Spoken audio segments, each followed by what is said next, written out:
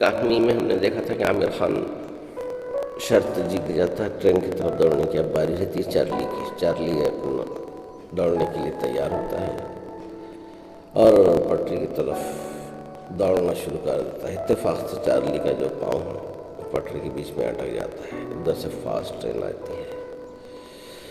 ये मंजर देख के सब दोस्तों के होश उड़ जाते हैं और आमिर खान अपनी जान को जोखिम में डालकर जब मंजर देखता है तो उसको पटरी के बाहर करता है। पटरी के बाहर करने के बाद सब लोग अचंभे में रह जाते हैं। सब चार्ली वहाँ पर उसको थैंक बोल के निकल जाता है।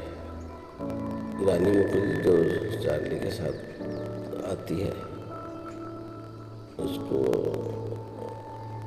फ्लैट पर बोलता चल मैं ड्रॉप कर देता था। आमिर खान उसको फ्लैट पर ड्रॉप करने के लिए कहते हैं।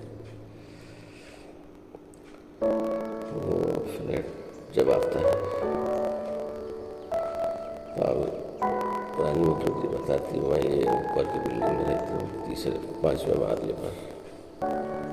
वहाँ से वो आमिर खान देखता है और उनकी बातचीत होती है। तो प्यार में थोड़ा सा उनकी आगे बढ़ती है, प्यार का मामला।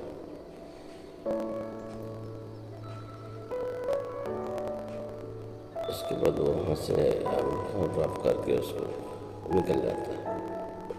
रानी मुखर्जी उसको देखते हुए रह जाती है। अब 5-10 मिनट गुजरने के बाद ही उसको आमिर खान की आवाज़ आती है जो वो पाइप पर से बिल्डिंग के पाइप पर से चढ़ के उसके कमरे में आने की कोशिश करता है। ये मंजर देख के वो बहुत घबरा जाती है। वो हाथ देने का कहता है खिड़की में से, तो जब वो रानी मुखर्जी हाथ देती है तो ज़मीन पर गिर जाता है। और वो बोलती तुम क्यों ऐसा आए ऊपर से? तो बोले मैंने जैकेट भूल गया था तुम्हारे यहाँ पर। अरे बोले पागल है क्या? बोले तुम कुछ हो जाता है। उसके बाद नौकर को पानी लाने का कहती है रानी मुखर्जी।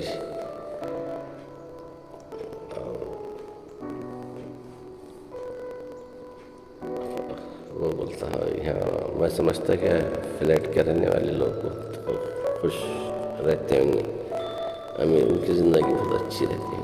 उसी असना में उसकी अंकल और आंटी दाखिल होते, वो एक औरत को साथ में लाता, गैर औरत को। आइए बोले तुम्हारी मम्मी है। रानी मुखर्जी को कहने का मतलब आता है, लेकिन वो बोलती है कौन किसको लगी इतने पकड़। तो ऐसे बोलते तो उसको एक झापड़ मारता हूँ। रानी मुखर्जी रोना शुरू कर देती है।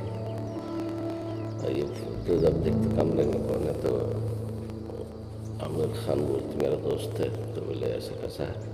कमरे में आ रहा। बोले उसको एक झापड़ मारता। अब आगे की कहानी सुनने के लिए चैनल को लाइक शेयर और सब्सक्राइब किए। सुनने का बहुत शुक्रिया।